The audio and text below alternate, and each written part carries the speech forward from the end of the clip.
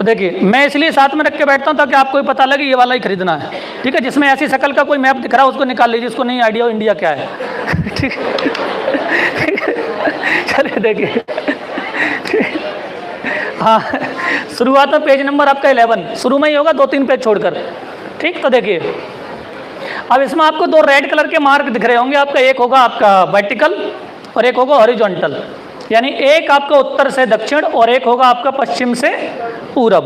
अब उत्तर कहाँ पर होता है इसमें, हमेशा ऊपर डायरेक्ट ऊपर वाला पार्ट है इसमें हमेशा क्या होगा आपका उत्तर रहेगा, जहाँ पर आपका मेरा ट्रिगर है ये, और जहाँ पर हमारे पैर होते हैं उस डायरेक्शन में नीचे की तरफ क्या होगा हमेशा साउथ, ठीक। जिधर की तरफ से लिखना शुरू करते हैं बोर्ड पर दैट मीन्स इधर, ये वाला पार्ट ये क्या होगा हमेशा हिंदी लिखना शुरू करते हैं, हिंदी इंग्लिश, तो ये कौन सा पार्ट है हमेशा पश्चिम यानी कि वेस्ट, और जिधर लिखना खत्म करेंगे वो कौन सा पार्ट होगा ईस्ट, ठीक है, यानी कि पूर्व। तो इसमें आपको 2 लाइंस दिख रही होंगी, एक आपको दिख रही होगी नॉर्थ टू साउथ और दूसरी दिख रही होगी east to west, red colour की।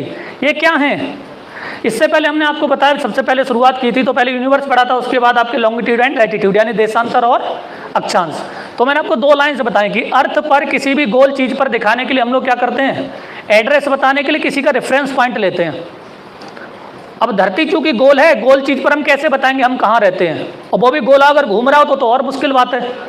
तो ऐसे में हमने अर्थ पर कुछ इमेजिनरी यानी काल्पनिक रेखाएं इमेजिन की, और वो काल्पनिक रेखाएं कैसे खींची थी, वो आपकी नॉर्थ टू साउथ और ईस्ट टू वेस्ट। तो जो काल्पनिक रेखाएं धरती पर उत्तर से दक्षिण क्यों मिलाने का काम करती हैं उनको हमने बोला था देशांतर यानी कि लॉन्गिट्यूड्स, ठीक। और जो रेखाएं क्या करती हैं आपके पूरब से पश्चिम या फिर आपके पश्चिम से पूरब के डायरेक्शन में खींची जाती है, हम उन्हें क्या बोलते हैं, उन्हें बोलते हैं आपके लैटिट्यूड्स, यानी लेटी वाली लैटिट्यूड्स, लंबी वाली लॉन्गिट्यूड्स यानी कि अक्षांश। तो ये वाला जो ट्रिगर आपको दिख रहा है आपका उत्तर से दक्षिण की ओर, ये है आपका 0 डिग्री लॉन्गिट्यूड। इसी को हम लोग बोलते हैं प्राइम मेरिडियन यानी कि प्रधान मेरिडियन, ठीक। ये क्या करती है, ये आपकी जाती है ग्रीनिच जगह से, जिसको आप पढ़ते होंगे ग्रीनविच, लंदन के निकट, जहाँ से दुनिया का समय सेट होता है। आप जब मोबाइल खोलते होंगे तो उसमें लिखा होगा, कई बार दिखते होंगे आपके 5.5 घंटे अहीड लिखा होता है कि नहीं, 530 आवर्स प्लस। जब मोबाइल में टाइम सेट करते हैं आज की डेट में तो ऑटोमेटिक आता है एंड्रॉयड वाला, उससे पहले नोकिया वाला आता था, एक बार बैटरी निकाल ली तो उसको दोबारा डालते तो कहाँ सेट हो जाती थी क्लॉक, जिससे मैन्युफैक्चरिंग होती थी उसी क्लॉक पर उसी टाइम पर। तो आप लोग उसको सेटअप करते थे, तो सेटअप में क्या आता था, उसमें बहुत सारे टाइम लिखे होते थे, किसके टाइम से सेट करना चाहते हैं, दिल्ली से, बीजिंग से, मॉस्को से, पेरिस से, उसमें बहुत सारे आपको अगर याद हो उस समय का तो, ठीक है। तो ऐसे क्या होता है, आज भी जब देखेंगे तो दुनिया की जो क्लॉक सेट होती है वो कहाँ से होती है, इसी 0 डिग्री से सेट होती है। इसीलिए इसको बोलते हैं प्राइम मेरिडियन यानी प्रधान मध्यांतर। बात क्लियर। अब देखिए इससे इस डायरेक्शन में यानी कि ये वाली जो लाइन है ये क्या करती है, ये पृथ्वी को 2 पार्ट में डिवाइड करती है, एक इधर का और एक इधर का। चूंकि इससे इधर के लिए कौन सा डायरेक्शन होगा, हमेशा ईस्ट।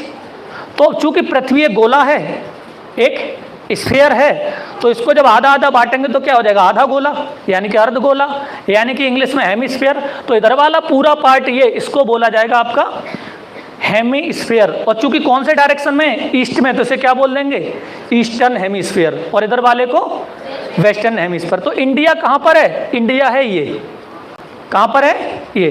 तो हम कौन से गोलार्ध में हैं, हम पूर्वी गोलार्ध में हैं, ठीक, ईस्टर्न हेमिस्फीयर में है। फिर बात करते हैं इस वाली लाइन की, जिसको आपके ऊपर लिखा है इक्वेटर यानी कि भूमध्य रेखा यानी विषुवत रेखा की। विषुवत रेखा क्या करती है, ये भी पृथ्वी को उत्तर और दक्षिणी 2 पार्ट में डिवाइड करती है, ठीक। और ये 2 पार्ट कौन कौन से हैं, चूंकि ऊपर वाला पार्ट आधा है तो उसको हम लोग बोल देंगे उत्तरी गोलार्ध यानी कि नॉर्दर्न हेमिस्फीयर, और जो नीचे वाला पार्ट है आपका यहाँ से, इसको पार्ट को हम लोग क्या बोल देंगे, सदर्न हेमिस्फीयर, ठीक। तो भारत कौन से में पड़ता है, सदर्न में या फिर नॉर्दर्न में, यानी उत्तरी में या दक्षिणी में, नॉर्दर्न में। इसका मतलब कि India totally lies in east north hemisphere. बात क्लियर। यानी कि आपका इधर से इसके रेस्पेक्ट में बांटेंगे तो आपके पूर्वी गोलार्ध में, और इसके रेस्पेक्ट में आपका आधा आधा करेंगे तो उत्तरी गोलार्ध में। तो पूछा जाए कि भारत कौन से गोलार्ध में, तो हम पढ़ते हैं आपके उत्तर पूर्वी गोलार्ध में। बात क्लियर। हमारा कॉन्टिनेंट कौन सा है, तो ये वाला जो ऊपर आपको पार्ट दिख रहा है, ये वाला कौन सा कॉन्टिनेंट है? 7 कॉन्टिनेंट से 7 आपके महाद्वीप थे, और ये 7 कौन से हैं जिसमें हम लोग आपके रहते हैं, वो कौन सा महाद्वीप है? ये है एशिया महाद्वीप। ठीक, जब महाद्वीपों की बात हो रही तो एक महाद्वीप आपका और आता है जिसका नाम है न्यू आपका जीलैंडिया। ये न्यूली डिस्कवर्ड कॉन्टिनेंट है, और इसका मैक्सिमम पार्ट है वो कहाँ पर आपका समुद्र में डूबा हुआ है। ये न्यूजीलैंड का, अगर आपको याद हो तो न्यूजीलैंड के आसपास वाला ये पार्ट दिख रहा है ये, हाँ, यहाँ पर जो एरिया है कुछ एक वो आपका पूरा समुद्र में डूबा हुआ है, तो इसको बोलते हैं आपका जलमग्न महाद्वीप, तो उसको बोल दिए जीलैंडिया। ठीक, तो जलमग्न महाद्वीप। तो हम लोग कौन से में, तो 8वां भी कह सकते हैं, लेकिन उसके बारे में एकमत राय नहीं है अभी, बोला आपका न्यूली डिस्कवर्ड है, इसके बारे में फिर कभी बात करेंगे। तो भारत क्या है आपके उत्तरी गोलार्ध में और पूर्वी गोलार्ध में, बात क्लियर? ठीक, अब बात करते हैं देखिए इंडिया में कुछ एक थोड़ी चीज़ों के बारे में। तो ये है हम लोग एशिया में लोकेशन हमारी, ये पूरा आपको व्हाइट कलर का दिख रहा है, ये कौन सा कॉन्टिनेंट है? ये पूरा एशिया है, यहाँ से इतना पूरा सारा। ठीक, इधर के लिए कौन सा है? ये यूरोप है। तो हम लोग एशिया में कौन से डायरेक्शन में आते हैं? कौन से में? South Asia. तो भारत आपका एशिया कॉन्टिनेंट के, एशिया महाद्वीप के साउथ पार्ट में आता है, इसलिए इसको बोलते हैं सदर्न एशिया या फिर दक्षिणी एशिया। बात क्लियर? ठीक, और चूंकि इंडिया क्या है आपका, देख रहे होंगे इधर भी पानी, इधर भी पानी, तो 3 तरफ से हम किससे घिरे हुए हैं? वाटर से कवर्ड है। तो जब कोई आपका लैंड मॉस यानी कोई भी आपका भूस्थल बड़ा पार्ट जो 3 तरफ से जल से घिरा हो या समुद्र से घिरा हो, तो उसे क्या कहते हैं? हम उसे बोलते हैं प्रायद्वीप। क्या बोलते हैं? प्रायद्वीप, यानी कि पेनिनसुला। क्या ऐसा कोई पेनिनसुला जैसे इंडिया है कोई और दिख रहा है आपको मैप में? ठीक, ये वाला देखिए, दिख रहा है कि नहीं? इधर भी सी, इधर भी सी। ये कौन सा प्रायद्वीप है? ये इंडो चाइना, हिंद चीन। ये कौन सा है? अरब प्रायद्वीप। ये कौन सा है? ये रसिया का कमचटका प्रायद्वीप। ज़्यादा चटका नहीं, कमी है, ठीक है, ऐसे ही याद रखना है। बात क्लियर? तो ऐसे बहुत सारे प्रायद्वीप हैं। देखो एक ये दिख रहा होगा, ये वाला पार्ट, मलेशिया और सिंगापुर, इसको बोलते हैं मलय पेनिनसुला। ठीक, यानी मलय प्रायद्वीप। तो ऐसे कई सारे प्रायद्वीप हैं। ऐसे इंडिया का है आपका प्रायद्वीपीय देश है।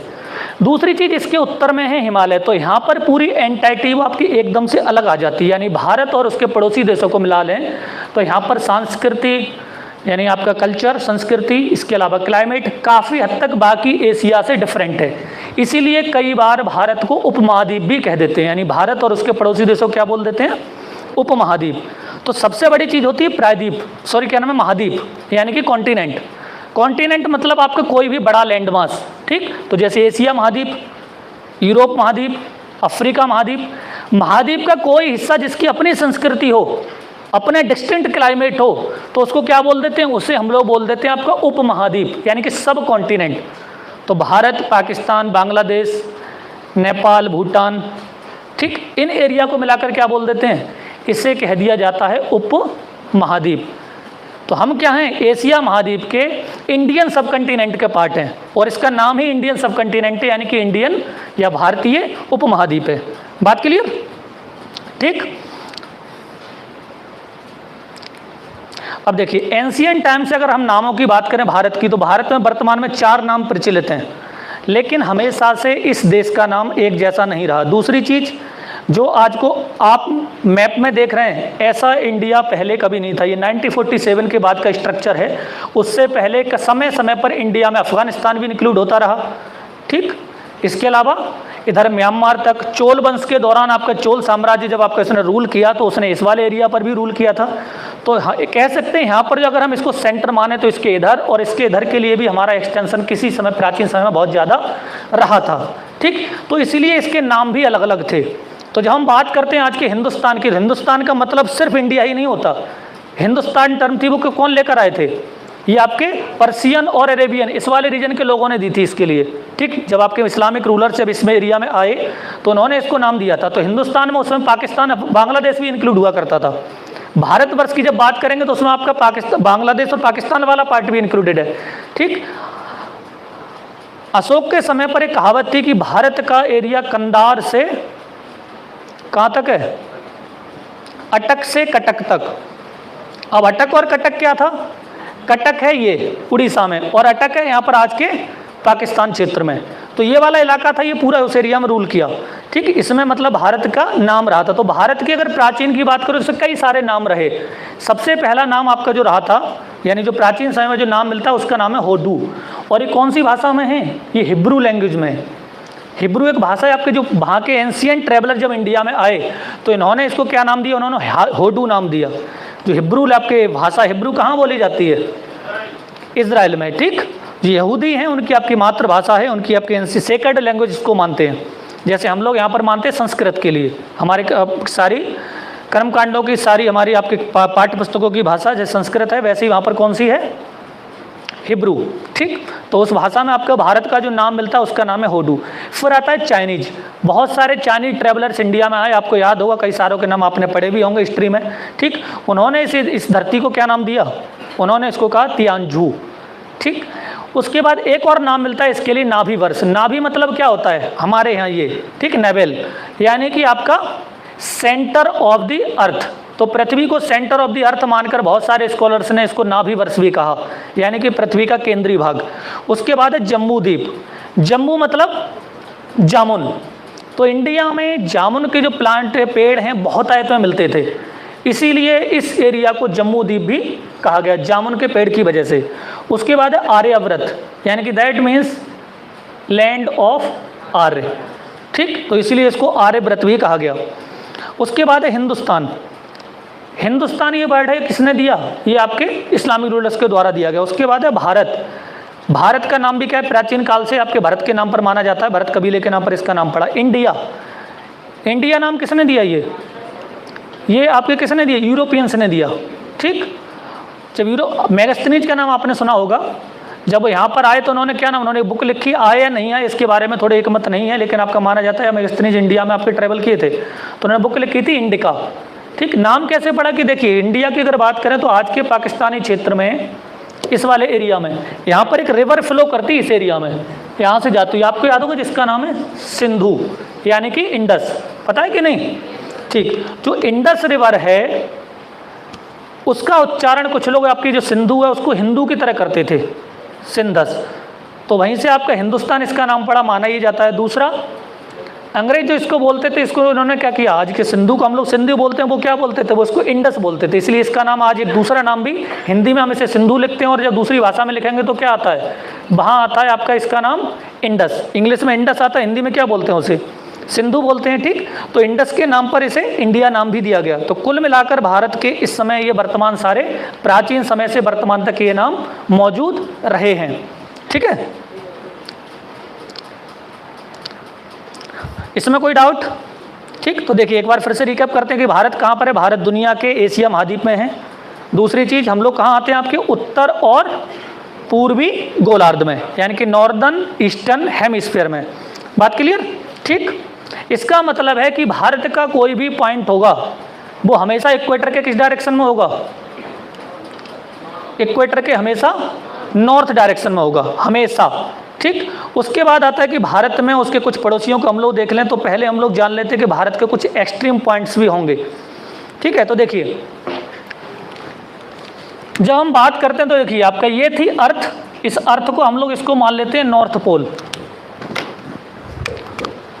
और इसको क्या मान लेते हैं, साउथ पोल। तो आपको याद होगा मैंने बताया था कि इससे इसको मिलाने के लिए बहुत सारी रेखाएं खींची जाती हैं ताकि हम पृथ्वी पर लोकेट कर सकें, उनको नंबर दे दिया जाता है, ठीक। वहीं रहने दीजिए सेटअप, वहीं डिस्टर्ब ना करिए, ऑनलाइन वालों को इतना ही काफ़ी है ठीक है। कैमरा इधर उधर घुमाते रहो तो दिक्कत हो जाएगी फिर उन्हें भी और हमें भी, ठीक है। तो देखिए ये वाला जो पार्ट है बस इसको देखिए, इसकी क्वालिटी ठीक आए, आ रही कि नहीं? हाँ, इसको जूम करके सिर्फ वही दिखे, मेरी शक्ल ना दिखे कोई बात नहीं ठीक है। तो देखिए हम इसको क्या करते हैं, यहाँ से बहुत सारे आपके पॉइंट ऐसे मैचअप कर लेते हैं ये वाले, ठीक। तो हमने क्या किया, जैसे यूं समझिए हम लोग क्या करते हैं, एक संतरा लीजिए, संतरे को आपको जहाँ से डंठल होता है, डंठल से ऊपर से नीचे को मिलाने के लिए बहुत सारे पॉइंट खींचिए, लाइन खींचिए उसके ऊपर कर्व्ड एरिया पर। तो ऐसे ही भारत को क्या करेंगे, आपके जो वाली लाइन आपकी यहाँ से यहाँ के लिए खींची जाती है हम उन्हें क्या बोलते हैं, हमने बोलते हैं देशांतर, यानी कि लॉन्गिट्यूड्स। और कुछ लाइन आपकी इस तरह ड्रॉ की गई थी और उन्हें हम लोग क्या बोलते हैं, इन्हें बोलते हैं आपके लैटिट्यूड्स, यानी लेटे लेटे वाली कौन सी, लैटिट्यूड्स। तो भारत भी किसी ना किसी अक्षांश और देशांतर के बीच में होगा, क्योंकि हर चीज़ का कुछ ना कुछ अक्षांश और देशांतर होता है। आप जब गूगल लोकेशन ऑन करते हैं मोबाइल में, कहीं जाते हैं और आपने पड़ोसी से कहा, बोले ठीक है हम आ रहे हैं, बोले कहाँ आ रहे हो, बोले ये जगह है वो जगह, आपने कह रहे यार हमें समझ में नहीं आ रहा, पता नहीं कौन सी जगह, बोले गूगल लोकेशन भेज दे। अब फटाक से व्हाट्सएप में जाते हैं, लोकेशन सेंड की, और दूसरा मित्र धरती आपके सामने दर्शन दे देता है। तो किस आधार पर काम करता है गूगल लोकेशन या गूगल मैप? ये अक्षांश और देशांतर के आधार पर ही काम करता है। हर जगह का, हर पॉइंट का एक अक्षांश और देशांतर होता है, हर पॉइंट का। आप यहाँ बैठे, ये यहाँ बैठे, इन दोनों के बीच में भी डिफरेंस होगा, ठीक। तो यही डिफरेंस है वो किसके आधार पर तय होता है? ये तय होता है अक्षांश और देशांतर, यानी कि लॉन्गिट्यूड और लैटिट्यूड के। तो भारत भी किसी ना किसी, चूंकि आपके उत्तर से दक्षिण ये वाला पार्ट है, उत्तर से दक्षिणी, तो किसी ना किसी पॉइंट के बीच में होगा, ठीक। दूसरी चीज, अब ये वाले पार्ट जो रेखाएं खींची जाती है वो कौन सी हैं? इस तरीके से, यानी कि आपका हॉरिजॉन्टली जो ड्रॉ की जाती हैं आपके पश्चिम से पूर्व की ओर, वो क्या कहलाती है? अक्षांश। तो भारत का कोई ना कोई 2 अक्षांश भी होंगे जिनके बीच में पड़ेगा सेट, और कोई 2 देशांतर भी होंगे। जब अक्षांशों की बात करते तो भारत कहाँ लाइज करता है? तो भारत की अगर हम बात करें तो देखिए, अगर इंडिया के मैप को हम लोग टोटली ड्रॉ करें इस तरीके से, कुछ एक रफ फिगर में, तो हमारे इसके इस वाले डायरेक्शन में यहाँ पर ये है भारत का सबसे दक्षिण पॉइंट कौन सा है? ये पड़ता है कन्याकुमारी, ठीक। तो ये तो है भारत की मुख्य भूमि। लेकिन जब यहाँ पर जाएंगे तो आपको पता है कि यहाँ पर क्या आइलैंड लाइज करते, तो सबसे साउथ में जो आइलैंड है वहाँ पर कौन सा है? कौन सा? ग्रेट निकोबार है। तो उस ग्रेट निकोबार वाले पार्ट में भी कुछ ना कुछ होगा। तो उसी को देखिए, उसी के आधार पर हम लोग क्या करते हैं, भारत के डिफरेंट पॉइंट तय करते हैं। कहाँ गया?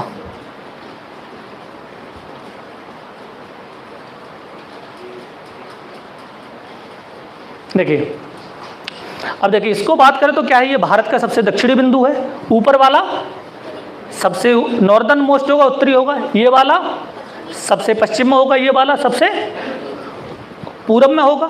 तो भारत की सबसे दक्षिण की बात करेंगे हम लोग तो ये क्या पड़ता है? ये पड़ता है कौन सा राज्य? कौन सा? तमिलनाडु। तो तमिलनाडु में सबसे लास्ट में आपका जाकर मिलता है कन्याकुमारी, ठीक। तो भारत में सबसे सदर्न मोस्ट पॉइंट, सबसे दक्षिणतम बिंदु कौन सा होगा? कन्याकुमारी। लेकिन ये पूरे भारत का नहीं है, ये भारत की मुख्य भूमि का है, ये भारत की मुख्य भूमि यानी कि मेनलैंड एरिया है। अगर भारत में हम लोग इसको क्या करें, जब पूरे संपूर्ण भारत की बात करेंगे तो इसमें भारत के 2 द्वीप समूह अंडमान निकोबार और लक्षद्वीप भी शामिल किए जाएंगे, ठीक। और अंडमान निकोबार और लक्षद्वीप कहाँ पर है? लक्षद्वीप आपका इधर अरब सागर में, और ये वाला क्या है? बंगाल की खाड़ी। तो बंगाल की खाड़ी में यहाँ से यहाँ तक काफ़ी लंबाई में आपका एक भारत में ग्रुप ऑफ आइलैंड्स है, जिसको हम लोग क्या बोलते हैं? अंडमान और निकोबार। तो अंडमान निकोबार का सबसे जो दक्षिणी बिंदु है, जहाँ पर आपको याद हो कि जब सुनामी आई थी 2000, कब आई थी? 4 में। तो सबसे ज़्यादा नुकसान भारत को कहाँ हुआ था? अंडमान निकोबार में, ठीक। अब अंडमान निकोबार का कौन सा पॉइंट? ये वाला पार्ट। इस वाली जगह पर भारत का जो सबसे नीचे वाला पॉइंट है, हम इसे बोल देते हैं इंदिरा पॉइंट, ठीक। तो भारत की जब बात होगी तो आपका सबसे जो सदर्न मोस्ट पॉइंट होगा तो उसमें 2 पॉइंट कंसीडर किए जाएंगे। अगर ये पूरे संपूर्ण भारत की बात करेंगे तो कौन सा होगा? इंदिरा पॉइंट, ठीक। और अगर हम सिर्फ भारत की बात करेंगे यानी मुख्य भूमि की बात करेंगे तो ये कौन सा होगा? कन्याकुमारी। कन्याकुमारी के लिए एक और नाम से जाना जाता है, हम इसे कहते हैं केप कमोरिन। क्या बोलते हैं? केप कमोरिन। तो पूछा जाए कि भारत की मुख्य भूमि का सदर्न मोस्ट यानी कि दक्षिणतम बिंदु, तो दिस इज कन्याकुमारी या फिर आपका केप कमोरिन। और संपूर्ण भारत की जब बात करेंगे तो ये वाला पॉइंट जिसका नाम है इंदिरा पॉइंट। और इंदिरा पॉइंट कहाँ पर है? ये है अंडमान निकोबार में। बात क्लियर? अब आते हैं इस डायरेक्शन में। ये भारत में कौन सा राज्य है? गुजरात, ठीक। इसमें भी किसी को डाउट है? अच्छा, अगर इस समय डाउट हो तो बड़ा गंभीर संकट में हो बेटा, ठीक है। तो देखिए ये जो गुजरात है, इसको क्या है, आपका सबसे दक्षिणी पश्चिमी पार्ट है ये। अब देख रहे होंगे इसमें आपके 2 पेनिनसुला है, आपके 2 पार्ट हैं, इसमें चौंसी निकली हुई इस डायरेक्शन में। तो इसके बगल में यहाँ पर शुरू हो जाता है ऊपर की ओर पाकिस्तान। आपने सुना होगा यहाँ पर एक कच्छ दलदली इलाका है जिसको हम लोग बोलते हैं कच्छ का रण या रन ऑफ कच्छ, ठीक। किस लिए प्रसिद्ध रन ऑफ कच्छ? जंगली गधों के लिए, ठीक है। आप में से नहीं, मतलब वहाँ पर पाए जाते हैं, ठीक है। तो यहाँ पर जंगली गधे जो पाए जाते हैं, ठीक है, इसी वाले रण एरिया में यानी कच्छ इलाके में सबसे दक्षिण जो सबसे पश्चिम वाला पार्टी पाकिस्तान से लगता है, कराची के काफ़ी पास है, यानी कराची इसी कोस्ट पर है। इसको बोला जाता है सर क्रीक। क्या बोलते हैं? Sir creek. तो भारत की सबसे यानी वेस्ट पार्ट की बात आएगी तो क्या बोलेंगे हम? इसे बोलेंगे सर क्रीक। अब सर क्रीक कहाँ पर है? ये पड़ता है कच्छ में। किस में? कच्छ में। बात क्लियर? अब कच्छ किस राज्य में है? ये है गुजरात में। ठीक, बात क्लियर? अगर हम इस शहर की बात करेंगे कि सर क्रीक के पास कोई कस्बा, कोई गांव, कोई प्लेस, तो यहाँ पर एक कस्बा आता है, एक गांव आता है जिसका नाम है गुहार मोती या गुहार माता। ठीक, इस तरीके से नाम इसको मिलेगा आपको, गुहार मोती या फिर गुहार माता। कहाँ पर? सर क्रीक के नज़दीक, गुजरात के सबसे पश्चिमी पार्ट में। तो भारत का सबसे दक्षिणी हमने जाना, दूसरा हमने जाना कौन सा? भारत का सबसे पश्चिमी पार्ट। तो सबसे पश्चिमी पार्ट कहाँ पर है? गुजरात राज्य के कच्छ इलाके में या कच्छ एरिया में, जिसका नाम क्या है? Sir creek. और सर क्रीक के पास कौन सा? अगर सर क्रीक ना पूछे तो कौन सा? गुहार मोती। ठीक, तो सवाल कैसे आता है इसके ऊपर डिपेंड करेगा। पूछा कि भारत का सबसे पश्चिमी राज्य कौन सा है? तो गुजरात। ठीक, फिर पूछ लिया कि भारत के सबसे पश्चिमी राज्य का, गुजरात का कौन सा हिस्सा सबसे पश्चिम में है? तो कच्छ। क्या बोल देंगे? कच्छ। और नीचे वाला पार्ट है, इसको बोलते हैं काठियावाड़। ठीक, तो क्या बोल देंगे इसे? कच्छ। अगली बार अगर पूछा जाए कि भारत के सबसे पश्चिमी बिंदु कौन सा है, तो हम उसे बोल देंगे सर क्रीक। फिर पूछा जाए कि भारत के सबसे पश्चिमी जगह कौन सी, यानी कि आपका कोई पार्टिकुलर लिविंग प्लेस कौन सा है, तो वो कौन सा हो जाएगा? गुहार मोती या गुहार माता। बात क्लियर? ठीक, फिर आते हैं हम लोग किसमें? फिर आते हैं आपके नॉर्दर्न पार्ट में। नॉर्दर्न पॉइंट आपका जो पॉइंट है भारत का, वो सबसे ज़्यादा डिस्प्यूटेड है, सबसे ज़्यादा दिक्कतें हैं इस इलाके में। क्यों हैं? देखिए, इसके पीछे हमारी हिस्टोरिकल कुछ मिस्टेक्स हैं, जिसकी वजह से भारत का सबसे उत्तरी बिंदु या सबसे उत्तरी पार्ट है वो ज़्यादा विवादित रहा है। कारण क्या है कि देखिए, जब 1947 में इंडिया इंडिपेंडेंट हुआ तो जो रजवाड़े थे उनके लिए ऑप्शंस दिए गए कि वो भारतीय संघ में शामिल हो सकते हैं या फिर पाकिस्तान में, या फिर इंडिपेंडेंट भी रह सकते हैं। तो आपने पढ़ा होगा इतिहास में कि आपके 3 भारत में रजवाड़े ऐसे थे जो आपके ज़्यादा दिक्कतें इन्होंने फेस की, यानी इंडिया के परिसंघ के सामने जिन्होंने ज़्यादा हर्डल्स पैदा किए। एक हैदराबाद, निजाम शाही वाला, दूसरा जम्मू कश्मीर और तीसरा जूनागढ़। ठीक, ये 3 राज्य ऐसे थे जिन्होंने, आपके रजवाड़े ऐसे थे जिनकी वजह से थोड़ा भारत में और पाकिस्तानी स्ट्रेन पैदा हुए। तो जम्मू कश्मीर उसमें सबसे प्रमुख था। इसमें से कुछ एरिया पर 1947 के बाद पाकिस्तान ने अपनी सेना भेजकर कबायली की फॉर्म में उसने आपके कब्जा कर लिया। वो एरिया आज तक उसके कब्जे में है, जिसमें से कौन से पार्ट में? पश्चिमी सीमा पर है। ठीक, उत्तरी सीमा पर इसने कुछ इलाका चीन को बेच दिया उसमें से, और इसके पूर्वी सीमा पर, जिसको हम आज अक्साई चीन कहते हैं, वो एरिया आपका किसने हत्या लिया? चीन ने। तो आजकल जो कश्मीर है उसकी हालत कुछ इस तरीके से है। इस मैप में आप देख रहे होंगे, ये पूरा देखिए, इसके ऊपर ये पूरा पार्ट आपका जम्मू कश्मीर का इलाका है। अब इस जम्मू कश्मीर के ऊपर इलाके में जो आपको लिख रहा है वो कश्मीर एडमिनिस्ट्रेड बाई पाकिस्तान। इस पार्ट को हम लोग बोलते हैं गिलगित बाल्टिस्तान। क्या कहते हैं? गिलगित बाल्टिस्तान। आज की डेट में ये एरिया किस पर है, किसके हिस्से में है? भारतीय संविधान के अनुसार ये लद्दाख का हिस्सा है। जब इसका बाइफर्केशन किया गया उससे पहले ये पूरा एरिया जम्मू कश्मीर कहलाता था। ठीक, तो जम्मू कश्मीर हिस्टोरिकली आपके 5 हिस्से थे इसके। अब वो कैसे थे देखिए, मैं मोटे तौर पर आपको बताता हूँ कुछ इस एरिया में।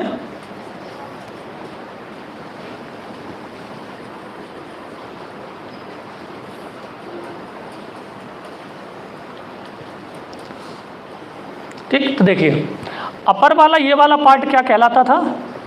गिलगित। इसके नीचे बाल्टिस्तान। ठीक, यहाँ पर कौन सा है? ये है कश्मीर। और नीचे क्या है? ये है जम्मू। और इधर वाला पार्ट ये था लद्दाख। ठीक, तो जम्मू और कश्मीर एक इलाका नहीं था, ज्योग्राफिकली भी ये डिस्टिंक्ट है। ठीक, डेमोस्ट्रिक आपका जनसंख्या के हिसाब से, धर्म, उसके ट्राइब्स के हिसाब से देखें, कल्चर के हिसाब से देखें, तब भी आपका ये डिस्टिंक्ट है। तो इस इलाके में जो एरिया आपको गिलगित और बाल्टिस्तान दिख रहा है, ये totally nowadays administered by Pakistan के कब्जे में है। यहाँ से अगर मैं एक आपका मार्क ड्रॉ करूँ तो देखिए कुछ इलाका इस तरीके से आपका बनता है काफ़ी हद तक। ये अब जो आपको रेड बाउंड्री दिख रही है, इसी के अंदर का वाला पार्ट है, ये भारत के पास है, बाकी हिस्सा भारत के पास नहीं है। तो जितना एरिया जम्मू कश्मीर का है उसका करीब करीब आपका आधा आधा, करीब करीब, एग्जैक्ट नहीं। अब देखिए इसमें क्या हुआ, ये वाला जो हिस्सा है इसी को आपको यहाँ पर जो एक शहर है जिसका नाम है मुजफ्फराबाद, पढ़ा होगा आपने, मुजफ्फराबाद, जिसको हम लोग बोलते हैं गुलाम कश्मीर, यानी कि पीओके की कैपिटल है, ठीक, पीओके की। अब देखिए भारत की हम बात करेंगे तो यहाँ पर आता है पंजाब, यहाँ पर आता है हिमाचल प्रदेश। तो हमारा सबसे नॉर्दर्न मोस्ट पॉइंट कौन सा होना चाहिए, यहाँ पर होना चाहिए या फिर यहाँ पर होना चाहिए, या फिर यहाँ पर होना चाहिए, कौन सा? मैं नंबर डाल देता हूँ 1 2 3, कौन सा होगा? नंबर 1 माना जाना चाहिए, ठीक। लेकिन चूंकि ये 1947 से ही हमारे आपके पास नहीं है तो इसीलिए इसको क्लेम बड़ा मुश्किल से किया जाता है, ठीक। ये जो मैंने आपको चौंसी निकाली है, ये आपका तिकोना सा पार्ट है, ये है आपका सियाचिन ग्लेशियर। कौन सा? सियाचिन ग्लेशियर। तो एट प्रेजेंट भारत में जो इलाका मैंने आपको रेड मार्क के अंदर लिखा है, ये it is the part governed by India, administered by India. तो भारत में एट प्रेजेंट जो सबसे नॉर्दर्न मोस्ट पॉइंट है वो है इंदिरा कॉल, ठीक। कौन सा? इंदिरा कॉल। ये कौन सा पॉइंट है? ये वो नॉर्दर्न मोस्ट पॉइंट है जो भारत के द्वारा ही भारतीय क्षेत्र में भारत की सरकार के द्वारा प्रशासित है। बात क्लियर? कहाँ पर? सियाचिन ग्लेशियर वाले पार्ट में। यहीं पर क्या पड़ता है, इस वाले पार्ट में यहाँ पर आता है काराकोरम रेंज। तो काराकोरम रेंज के यहाँ पर एक दर्रा पड़ता है जिसका नाम है किलिंग दर्रा। उस दर्रे के पास में ही नॉर्दर्न मोस्ट पॉइंट है। बात क्लियर? चूंकि ये हमारे पास एडमिनिस्ट्रेट नहीं है, ठीक। तो देखिए हम अगर कहें तो ये कौन सा पॉइंट है? Claimed by India but administered by, क्या बोलेंगे इसे? पाकिस्तान। यानी कि भारत द्वारा क्लेम किया गया है लेकिन प्रशासित किसके द्वारा है? पाकिस्तान के द्वारा। लेकिन जब बात करेंगे कि आपका इंदिरा पॉइंट, इंदिरा कॉल कौन सा पार्ट है भारत का, तो this is the claimed by Pakistan and administered by India. एकदम से ऊपर वाले का जस्ट अपोजिट हो जाएगा। बात क्लियर? तो एट प्रेजेंट भारत में भारतीय क्षेत्र के द्वारा प्रशासित क्षेत्र माना जाए तो भारत का सबसे उत्तरी बिंदु कौन सा बनता है? इंदिरा कॉल, ठीक। बात क्लियर? तो भारत इंदिरा से इंदिरा तक ही है टोटल। समझ गए कि नहीं? अच्छा नहीं समझे? इसके उत्तर में जाएंगे तो इंदिरा कॉल और दक्षिण में जाएंगे तो इंदिरा पॉइंट। बात क्लियर? तो याद ऐसे कर सकते हैं, इंदिरा गांधी जी ने अंडमान निकोबार के ग्रेट निकोबार में बैठकर उत्तर में कॉल की और जहाँ जाके कॉल लग गई वो इंदिरा कॉल, और जहाँ पॉइंट पर बैठ के कॉल की वो इंदिरा पॉइंट। बात समझ में आ गई? हाँ, याद करने का यही तरीका है, ठीक। अब आते हैं भारत में कौन से वाले पार्ट में? अब आते हैं इसके ईस्टर्न मोस्ट पॉइंट में, ठीक। तो पूछा जाए कि भारत में at present northern most state कौन सा या फिर राज्य कौन सा है भारत का, तो क्या कहेंगे? कौन सा है? जम्मू कश्मीर या लद्दाख? कौन सा? मैं टोटली बात कर रहा हूँ। राज्य, केंद्र शासित प्रदेश भी राज्य होता है, ठीक है, वो भी राज्य होता है, बस अंतर थोड़ा सा है, उसमें आपको बताएंगे फिर, ठीक। तो पूछा जाए कि भारत का सबसे उत्तरी राज्य कौन सा, तो लद्दाख ही कहेंगे। अगर स्पेसिफिकली आए भारत का सबसे उत्तरी संपूर्ण राज्य कौन सा है, तो हिमाचल आएगा, क्योंकि उसके नीचे कौन सा है ये जगह? ये हिमाचल पड़ता है, ठीक। ये वाली जगह कौन सी है? ये वाला, ये हिमाचल है। बात क्लियर? लेकिन पूछा जाए कि राज्य या प्रदेश कौन सा है तो हम इसे क्या बोलेंगे? तो इसे लद्दाख बोलेंगे। बात क्लियर? और लद्दाख में आपके दो पार्ट हैं, एक वो जो भारत के द्वारा ही प्रशासित है, भारतीय क्षेत्र में है, जिसको आपको बोलते हैं इंदिरा कॉल, और भारत द्वारा प्रशासित नहीं है, भारत द्वारा क्लेम किया जाता है, वो कौन सा है? किलिंग दर्रे के पास में, स्पेसिफिक नहीं है, बस इतना कह देंगे काराकोरम रेंज में या काराकोरम श्रृंखला में। बात क्लियर? अब आपको देखिए ऊपर पार्ट दिख रहा होगा रेड कलर का, जिसपे लिख रहा होगा area ceded by Pakistan to China. ठीक, ये कौन सा पार्ट है? ये वो पार्ट है जो इंडिया के पास था, यानी कि हमारे क्लेम्ड बाई इंडिया और आपके लॉजिकली और कॉन्स्टिट्यूशनली हमारा पार्ट होना चाहिए। लेकिन पाकिस्तान ने कब्जा करके इस एरिया को, काफ़ी सारे एरिया को किसको बेच दिया? ये बेच दिया चाइना को। और इस घाटी का नाम है सक्षम घाटी। ठीक, सक्षम वैली। बात क्लियर? ठीक, कौन सी वैली? सक्षम वैली। कहाँ पर है ये? आपके काराकोरम दर्रे के पार है। काराकोरम दर्रा इसी वाले के पास में है। ठीक, यानी काराकोरम श्रृंखला के उत्तर की तरफ है। ठीक, बात क्लियर? ये कौन सी जगह है? ये है सियाचिन। इसके बारे में बाद में जानेंगे आपका पार्टिकुलर फिर। ठीक, तो इंदिरा पॉइंट क्लिक दर्रे के पास में, और फिर आपका लद्दाख, ये हमें याद रखना है इसमें। फिर आते हैं हम लोग भारत का सबसे नॉर्दर्न ईस्टर्न वाला पॉइंट। तो देख रहे होंगे ये वाला राज्य कौन सा है? ये है भारत का सबसे, जहाँ पर सबसे पहले भारत में सूर्योदय होता है, यानी अरुण का उदय होता है, इसीलिए इसका नाम क्या हो गया? अरुणाचल प्रदेश। तो भारत में जो अरुणाचल प्रदेश है वो भारत के सबसे पूर्वी साइड में है। और इस पूर्वी साइड में यहाँ पर एक जगह है जिसका नाम है बालांगू। ठीक, या फिर एक और नाम आप पढ़ेंगे किबुथु। क्या पढ़ेंगे? किबुथु या फिर बालांगू। ठीक, तो ये भारत का ठीक सबसे ईस्टर्न मोस्ट पॉइंट है, यानी कि पूर्वोत्तम बिंदु है भारत में। कौन से राज्य में? अरुणाचल प्रदेश में। बात क्लियर? ठीक, तो इस तरह भारत के 4 एक्सट्रीम पॉइंट हैं। अब जैसे कि मैंने बताया कि कोई भी बिंदु हो उसका कुछ ना कुछ देशांतर और अक्षांश अवश्य होता है। तो भारत के जो 4 एक्सट्रीम यानी दूरस्थ बिंदु, उनका भी कुछ ना कुछ अक्षांश और देशांतर होगा। तो ऐसे ही आपका जो पॉइंट है यहाँ पर कन्याकुमारी, तो कन्याकुमारी के भारत में जो आपका अक्षांश पड़ता है, भारत के कन्याकुमारी यानी दक्षिणी बिंदु में यहाँ पर पड़ता है 8 डिग्री 4 मिनट। तो पूछा जाए कि भारत का सबसे दक्षिणी अक्षांश कौन सा है, तो हम क्या कहेंगे? 8 डिग्री 4। लेकिन ये संपूर्ण भारत का नहीं है। संपूर्ण भारत में क्या आएगा? इसमें इंदिरा पॉइंट भी यानी कि अंडमान निकोबार भी शामिल करेंगे। तब क्या हो जाएगा? 2 डिग्री नीचे, और तब इसे क्या बोलेंगे? 6 डिग्री 4 मिनट। तो कहा जाए कि भारत का सबसे दक्षिणी अक्षांश कौन सा है संपूर्ण भारत का, तो हम इसे बोलेंगे 6 डिग्री 4 मिनट। कहाँ से पास होता है ये? इंदिरा पॉइंट से। कहाँ से? इंदिरा पॉइंट। ठीक, अब बात करते हैं सबसे उत्तरी की। तो उत्तरी कहाँ से होगा? जो हमारा सबसे नॉर्दर्न पॉइंट है। और ये कितने डिग्री है? ये है 37 डिग्री 6 मिनट। 37 degree 6 minute. ठीक, अब इस पर क्या लिखेंगे? आपका नॉर्थ या फिर आपका उत्तर, पूर्व, पश्चिम, दक्षिण? क्या? क्योंकि अक्षांश पर 2 ही होते हैं, या तो उत्तरी या फिर दक्षिणी। अब भारत के पास में इसमें 8 डिग्री 4 मिनट है और 6 डिग्री 4 मिनट है। इसको क्या लिखा जाए? नॉर्थ लिखा जाए या फिर साउथ लिखा जाए? कुछ लोग साउथ ही बोल रहे हैं। तो याद रखिए अक्षांश क्या होंगे? जो हमेशा इक्वेटर के ऊपर होंगे, यानी कि भूमध्य रेखा के उत्तर में होंगे, उन सब पे क्या मार्क होगी?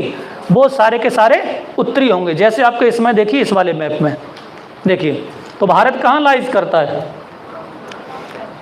ये 0 डिग्री है। 0 डिग्री से जितने ऊपर की हम लाइन ड्रॉ करेंगे पैरेलल इसके समानांतर, वो सारे अक्षांश क्या होंगे? हमेशा उत्तर कहलाएंगे, चाहे वो यहाँ हो चाहे वो वहाँ हो। ठीक, जबकि इसके नीचे जितने भी आपकी लाइन ड्रॉ करेंगे इस तरीके से, वो सारी क्या कहलाएंगी? वो सारे के सारे दक्षिण कहलाएंगे। तो याद रखिए भारत में कोई भी दक्षिणी अक्षांश नहीं है।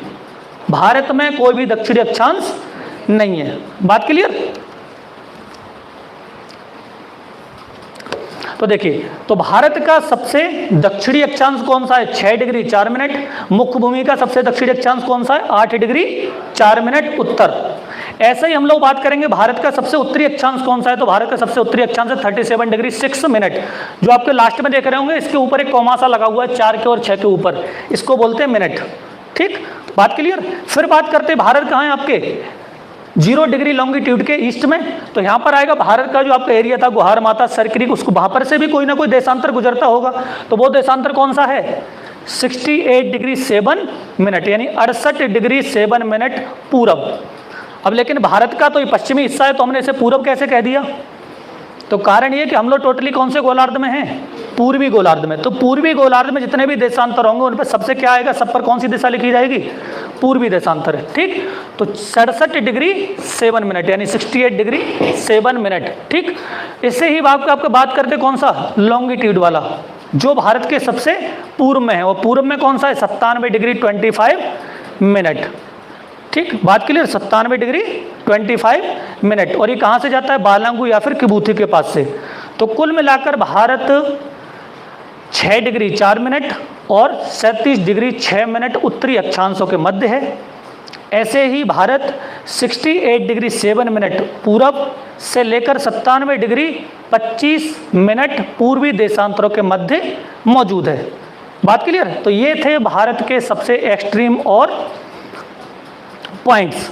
तो देखिए अब बात करें भारत की पूरे विश्व में, तो बाई एरिया अगर हम लोकेट करें पूरे वर्ल्ड वाइड, तो हमारी जो पोजीशन है वो कौन से नंबर पर है, हम हैं 7वें पर। हम कौन से स्थान पर हैं, 7वें पर बाई एरिया में।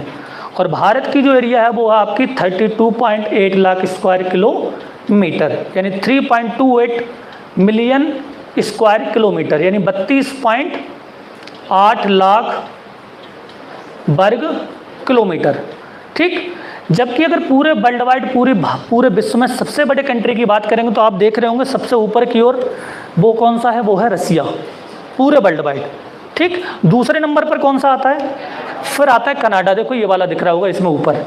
उसके बाद तीसरे पर कौन सा आता है, फिर हमारा ऊपर वाला पड़ोसी इसका नाम है चाइना। फोर्थ पर फिर आता है यूएसए, फिफ्थ पर आता है ब्राज़ील, सिक्स पर आता है ऑस्ट्रेलिया और लास्ट में 7th पर आता है इंडिया। फिर 8वें पर कौन सा आता है। ठीक, यही सवाल है आप लोगों के लिए। ठीक, अब बोलिए मैं जिसको याद है, एक आध को पता होगा, बाकी सब ऐसे मुंह चलाएंगे साथ में। ठीक है, तो देखिए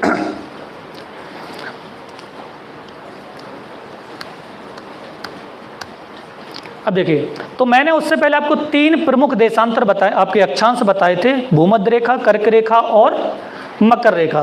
तो जब रीजनल पड़ी थी तो आपको याद होगा कि जो मकर रेखा थी वो आपकी जाती है ऑस्ट्रेलिया के मिडल से। ऐसे ही जो कर्क रेखा है 23 डिग्री एंड हाफ नॉर्थ में, यानी जिसको हम लोग बोलते हैं ट्रॉपिक ऑफ कैंसर, वो पूरे भारत के जस्ट मिडल से होकर जाती है ये। ठीक, तो आपको ये दिख रही है कलर में आपकी कौन सी है, ये है कर्क रेखा, tropic of cancer. Tropic of cancer Bharat को दो लगभग इक्वल हाफ्स में डिवाइड करती है। ठीक, कहाँ से गुजरती है, ये आपकी एंटर करती है कहाँ से, कच्छ यानी कि गुजरात से। और फिर उसके बाद किसको कट करती है, नेक्स्ट स्टेट, ये कौन सा है, ये है राजस्थान। उसके बाद मध्य प्रदेश एंड देन थोड़ा सा पार्ट छत्तीसगढ़, उसके बाद झारखंड एंड देन पश्चिम बंगाल, उसके बाद ये वाला हिस्सा त्रिपुरा और देन मिजोरम। याद रखना है कर्क रेखा भारतीय के उत्तर प्रदेश राज्य के दक्षिण से पास हो जाती है, लेकिन छूकर या पास होकर उससे नहीं जाती है। आप देख रहे होंगे ये वाला जो पार्ट है, देखिए चौंच से निकली हुई उत्तर प्रदेश में नीचे की ओर, ये कौन सा जिला है, ये सोनभद्र जिला है। तो सोनभद्र जिले के काफ़ी पास से जाती है, लेकिन ये उत्तर प्रदेश को छूकर या उसके पास उसमें बीच में से होकर नहीं जाती।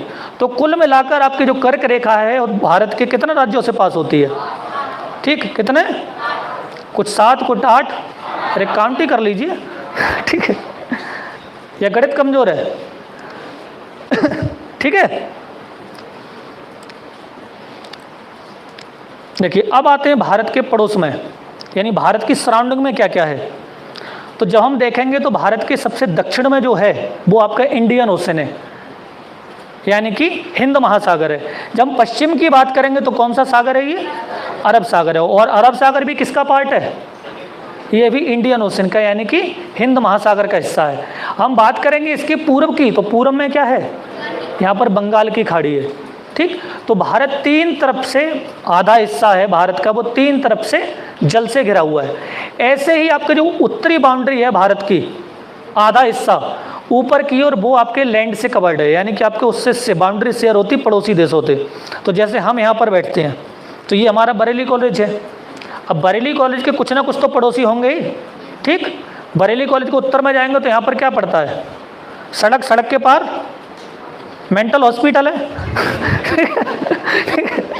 ऐसे ही हम लोग बात करेंगे आपके इसके दक्षिण की तरफ जाएंगे तो क्या मिलेगा, सॉरी क्या नाम, पश्चिम की तरफ जाएंगे तो पश्चिम की तरफ क्या मौजूद है आपका, कालीबाड़ी मौजूद है, उधर के लिए पार करेंगे रोडवेज की तरफ आ जाते हैं। तो ऐसे ही किसी ना किसी के आपके पड़ोसी कोई ना कोई होता है, जैसे आप बैठे हैं आपका ही पड़ोसी कोई ना कोई है, सामने ही बैठा है, पीछे ही बैठा है, सामने आपके साइड, इस साइड में बैठा है, उस साइड में बैठा है। ऐसे ही भारत को मान लीजिए एक देश, या भारत को मान लीजिए एक एंटाइटी, एक व्यक्ति, तो उसके उत्तर दक्षिण पूर्व पश्चिम में कोई ना कोई तो मौजूद होगा। तो ऐसे ही भारत में क्या है, आपके भारत की एरिया के हमारे पड़ोस में दो तरीके के आपके जीव हैं या दो तरीके के देश हैं। एक तो वो जो डायरेक्टली हमसे लैंड से कनेक्टेड है, यानी कहने का मतलब हम लोग क्या करते हैं, पैदल एक देश से दूसरे देश में घुस सकते हैं, यानी ज़मीन से जुड़े हुए हैं। ठीक, जैसे सपोज करिए अगर इसको बाउंड्री लाइन मान लें तो एक तरफ के लिए दूसरा देश, एक तरफ के लिए इंडिया। लेकिन कुछ देश हमारे पड़ोस में ऐसे भी हैं जहाँ पर हम पैदल नहीं जा सकते, क्योंकि बीच में क्या बहता है, समंदर बहता है, यानी सागर का पार्ट बहता है। ठीक, तो भारत में दो इसमें देख रहे होंगे, यहाँ पर भारत के दक्षिणी साइड में हमारे यहाँ पर दो समुद्री देश हैं जो भारत से डायरेक्टली ज़मीन से कनेक्टेड नहीं है, लेकिन हमारे पड़ोस में हैं, आपके नेबरिंग कंट्रीज हैं। उसमें एक आता है जो आपका अरब सागर से नीचे हिंद महासागर में लाइज करता है, और इसका नाम है लक्षद्वीप के नीचे दिख रहा होगा जिसका नाम है मालदीव। क्या नाम है, मालदीव। ठीक, इसमें देखिए क्लियर दिख रहा है आपको, ये दिख रहा है, ये वाला, ये छोटा छोटा सा, ये बहुत पिद्दी सा ये वाला पार्ट, यही है आपका मालदीव। ठीक, मालदीव बहुत छोटा सा कंट्री है, और ये भारत के किस में पड़ता है, ये भारत के दक्षिण पश्चिम, क्या बोलेंगे इसे, दक्षिण पश्चिम में पड़ता है, लक्षद्वीप के दक्षिण में। ऐसे ही भारत के दक्षिण में टोटली एक और कंट्री है जो काफ़ी हद तक पहले कनेक्टेड थी, जिसको राम सेतु जाना जाता है, राम सेतु के नाम से जानते हैं, लेकिन आज बीच में वाटर यानी कि आपका जल फ्लो करता है, और इस देश का नाम है कौन सा, श्रीलंका। श्रीलंका भारत के नक्शे में वो अहमियत रखता है कि जब श्रीलंका ना लटका हो तो ये लगता है भारत कोई अधूरा देश है। देखा है कि नहीं, हाँ कभी ड्रॉ करके देखिएगा अपने आप मैप, तो ये लगेगा श्रीलंका नहीं बना, बोलो कुछ तो छूटा है। ठीक, तो ये हमारी आत्मा में इस तरीके से घुसा हुआ है। तो भारत में के दो समुद्री पड़ोसी देश हैं, यानी कि two water connected neighbour countries हैं, और ये कौन कौन से हैं, ये आपके मालदीव और दूसरा श्रीलंका। और ये कहाँ पर है, ये दक्षिणी दिशा में। ऐसे ही भारत के जब उत्तर में जाएंगे तो ये कौन सा पार्ट है, उत्तर, और ये कौन सा पार्ट है, पश्चिम। तो ये दिशा कौन सी कहलाएगी, उत्तर पश्चिम। तो इस दिशा में भारत के दो पड़ोसी देश हैं, एक तो वो जो 1947 को यहाँ से डिवाइड होकर बना, जिसका नाम है पाकिस्तान।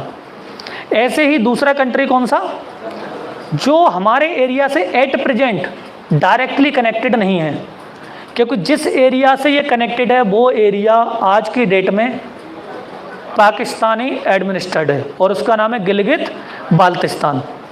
ठीक, सबसे छोटी बाउंड्री हमारी लाइज करती है, उसमें देख रहे होंगे ऊपर की ओर देख रहे होंगे बहुत छोटा सा पार्ट है जो इससे कनेक्टेड है। देखिए ये वाला पार्ट जो हरा हरा दिख रहा है, ये आपके पड़ोसी देश है हमारे। अब ये जो पार्ट है ये बहुत छोटा सा पार्ट है, बहुत छोटी सी स्ट्रेस है। तो हमारे उत्तर पश्चिम में दो पड़ोसी देश है, पाकिस्तान और अफगानिस्तान। फिर आते हैं टोटली उत्तरी सीमा पर, तो उत्तरी सीमा पर भी हमारे पड़ोस में तीन कंट्री है। सबसे बड़ा चाइना, चाइना के नीचे देख रहे होंगे आपका तिब्बत। तो तिब्बत पहले एक स्वतंत्र राष्ट्र हुआ करता था, बाद में इसने चाइना ने इस पर आपके क्या कर लिया, कब्जा कर लिया। तो आज की डेट में क्या है, तिब्बत चाइना का एक अर्ध स्वायत्त क्षेत्र है, यानी कि सेमी ऑटोनॉमस रीजन है। उसके बाद यहाँ पर जो तीन तरफ से भारत से घिरा हुआ, जिसका नाम है नेपाल और दूसरा भूटान। बात क्लियर। अब आते हैं कौन सी सीमा पर, पूर्वी सीमा पर। तो पूर्वी सीमा पर भारत में दो पड़ोसी देश हैं, एक बांग्लादेश और दूसरा म्यांमार। ठीक, मैंने अभी रफली बताया, उसके बाद आपके टोटली अभी समझेंगे। उससे पहले हम लोग देख लें इन भारत के राज्यों के बारे में, क्योंकि इनके बिना पड़ोसियों का महत्व नहीं है। ठीक, तो भारत में जब हम आपके राज्यों की बात करेंगे तो एट प्रेजेंट भारत में कितने राज्य हैं, ठीक, 28 स्टेट्स हैं कंप्लीट, और 8 यूटीज हैं, यूनियन टेरिटरी हैं। अभी कैसे हुए आपको याद होगा, उससे पहले क्या थे, 29 राज्य और 7 केंद्र शासित प्रदेश थे। बाद में क्या किया गया, जम्मू कश्मीर को दो आपके डिवाइड करके 2 केंद्र शासित प्रदेश में बदल दिया गया, और वो कितने बन गए फिर, 29 से घट के एक क्या रहेगा, 28 रह गए। और वो एक था वो किस में बदल दिया, 2 में, और वो 2 किस में, केंद्र शासित प्रदेश में। तो इस तरह भारत में बचे कितने, 28 राज्य, 9 केंद्र शासित प्रदेश। बाद में भारत में 2 छोटे छोटे आपके यूनियन टेरिटरीज थी जिनका नाम था दादरा नगर हवेली एक और दूसरा था दमन दीव। इन दोनों को मिलाकर एक बना दिया गया। तो इस तरह जो 9 थे वो घट के संख्या कितनी रह गई? 8। तो एट प्रेजेंट इंडिया में भारत में 28 राज्य और 8 केंद्र शासित प्रदेश हैं। बात क्लियर? अब पूछा जाए कि भारत में सबसे अंत में बना राज्य कौन सा है, पूर्ण राज्य कौन सा है, तो कौन सा कहेंगे? लद्दाख कहेंगे, अंडमान आपके जम्मू कश्मीर बोलेंगे, या फिर आपका दादरा नगर हवेली बोलेंगे, या फिर तेलंगाना बोलेंगे। संपूर्ण राज्य की बात होगी तो तेलंगाना आएगा। ठीक, उसके बाद जितना भी नक्शा भारत में बदला वो सब केंद्र शासित प्रदेश के नाम है। बात क्लियर? ठीक, तो भारत में सबसे लास्ट में या सबसे अंत में बना केंद्र शासित प्रदेश कौन सा है? तो लद्दाख कहेंगे, जम्मू कश्मीर कहेंगे, या फिर दादरा नगर हवेली दमन दीव कहेंगे। तो ये दादरा नगर हवेली दमन दीव कहेंगे। ठीक, बात क्लियर? तो देखिए एक तरफ से हम लोग देखते हैं, इसमें आपका पूरा मैप ही डिवाइडेड नहीं है, ये पुराना मैप मिल गया है मुझे। यहाँ से पूरा आइडादा कर देते हैं। ये वाला पार्ट जो दिख रहा है आपको, ये ऊपर वाला पार्ट कौन सा? ये है लद्दाख। तो भारत के सबसे उत्तर में लद्दाख, नीचे की ओर यहाँ पर आएंगे तो कौन सा राज्य है? ये मेरा ट्रिगर जहाँ रखा है वो जम्मू कश्मीर। उससे नीचे यहाँ पर आएंगे तो ये हिमाचल प्रदेश, इधर के लिए पंजाब, इधर के लिए ये वाला राज्य हरियाणा। हरियाणा के तीनों तरफ से आपके हरियाणा से घिरा हुआ छोटा सा आपके देख रहे होंगे, ये कौन सा पार्ट? ये है Delhi, national capital of India. ठीक, ये वाला पार्ट जो यूपी से काट कर बना, ये कौन सा पार्ट? उत्तराखंड यानी यूके। ठीक, उसके बाद आपको ये वाला जो पार्ट दिख रहा है आपके सबसे पश्चिम की तरफ से लगा हुआ, ये कौन सा है? राजस्थान। उसके नीचे गुजरात, उसके नीचे महाराष्ट्र। महाराष्ट्र गुजरात की सीमा पर यहाँ पर देख रहे हैं छोटा सा बिंदु सा दिख रहा होगा ये। ठीक है, ये वाला पार्ट ये क्या है? ये है आपका दादरा नगर हवेली। और यहाँ पर पड़ता था ये छोटा सा पॉइंट, यहाँ पर था वो था दीव, और यहाँ पर था दमन। तो भारत में ये 3 इलाके थे जो आपके पुर्तगालियों के कब्जे में थे। कौन? जो आपके पुर्तगाली एडमिनिस्ट्रेटर रहते, कौन कौन से? एक तो आपके महाराष्ट्र के नीचे ये वाला छोटा सा पार्ट जिसका नाम है गोवा। तो गोवा और ऊपर की तरफ दादरा नगर हवेली, और यहाँ पर एक दमन और इधर वाला दीव। वैसे संपूर्ण भारत को आपकी कॉलोनी थी वो ब्रिटिश की थी, लेकिन कुछ इलाके इंडिया में फ्रेंच और पुर्तगाली एडमिनिस्ट्रेट भी थे। तो जो पुर्तगीज एडमिनिस्ट्रेट थे उसमें आपका दादरा नगर हवेली, दमन और दीव और गोवा, ये 3 अलग अलग क्षेत्र थे। गोवा को संपूर्ण राज्य बना दिया गया, दादरा नगर हवेली को केंद्र शासित प्रदेश बना दिया गया, और दमन और दीव को अलग केंद्र शासित प्रदेश बना दिया गया। लेकिन लास्ट टाइम इसको क्या कर दिया गया? इन दोनों इलाकों को, दादरा नगर हवेली और दमन और दीव, इन दोनों क्षेत्रों को भारत में एक ही प्रशासन के अंदर लाया गया। इनको मिलाकर एक ही केंद्र शासित प्रदेश बना दिया गया, और आज इसे बोला जाता है कौन सा? दादरा नगर हवेली दमन दीव। एक ही राज्य हो गया, अब ये एक ही केंद्र शासित प्रदेश हो गया। ठीक, तो इनकी लोकेशन कहाँ कहाँ पर है? देखिए ये वाला जो पार्ट है ये 3 तरफ से वाटर से कवर्ड है। इधर के लिए खंबात की खाड़ी, इधर के लिए कच्छ की खाड़ी। इसको बोलते हैं आपका कौन सा प्रायद्वीप? काठियावाड़ पेनिनसुला या फिर काठियावाड़ क्षेत्र। ठीक, इस काठियावाड़ क्षेत्र के यहाँ पर नीचे बिल्कुल छोटा सा बिंदु सा होगा, आप अगर अपने एटलस में देखेंगे तो उसमें दिख रहा होगा, जिसका नाम है दमन, वो सॉरी दीव। क्या नाम है इसका? दीव। ठीक, अब आ जाएंगे इस वाले डायरेक्शन में, खंबात की खाड़ी के ईस्टर्न डायरेक्शन में, जहाँ पर आपको दिख रहा होगा बहुत छोटा सा पार्ट जिसमें नाम होगा दमन। तो दमन और दीव ये दोनों अलग अलग क्षेत्र थे। दमन था कहाँ पर? काठियावाड़ के नीचे। ठीक, और ये वाला कहाँ पर था? ये था आपके सूरत के आपके नीचे की तरफ। ठीक, तो इन दोनों को मिलाकर एक केंद्र शासित प्रदेश बनता था जिसका नाम था दमन दीव। दूसरी तरफ जब आएंगे यहाँ पर महाराष्ट्र और गुजरात के मिडिल वाले पोर्शन में, तो यहाँ पर आपको एक छोटा सा पार्ट बीच में दिखेगा जिसका नाम था दादरा नगर हवेली। इनका जो कल्चर था उस पर आज की डेट में भी पुर्तगीज छाप अलग से देखी जा सकती है, और ये भारत में काफ़ी फेमस टूरिस्ट डेस्टिनेशन में से एक है। इसीलिए इन चारों इलाके कौन कौन से? दमन और दीव 2 हो गए, दादरा नगर और हवेली, ये सब पूरे इलाकों को मिलाकर क्या बना दिया? एक ही केंद्र शासित प्रदेश बना दिया गया। ठीक है, उसके नीचे यहाँ पर आएंगे तो कौन सा राज्य है? महाराष्ट्र के नीचे छोटा सा राज्य जिसका नाम है गोवा। उसके बाद ये कर्नाटका, इसके बाद ये है केरला। ठीक, केरला के बाद ये वाला पार्ट देखेंगे तो कौन सा है? ये तमिलनाडु। केरला के कोस्ट से अरब सागर की तरफ जाएंगे पश्चिम में, तो यहाँ पर कुछ द्वीप दिखेंगे आपको, और ये द्वीप कौन से हैं? ये हैं आपका लक्षद्वीप समूह। ठीक, कौन सा समूह है? लक्षद्वीप समूह। बात क्लियर? इसके बारे में डिटेल में जानेंगे सारा एक तरफ से। तमिलनाडु, ये कौन सा है? तमिलनाडु। तमिलनाडु के इस कोस्ट पर यहाँ पर देखेंगे तो ये वाला छोटा सा पार्ट कोने से निकल रहा होगा, ये जहाँ मेरे ट्रिगर रखा है।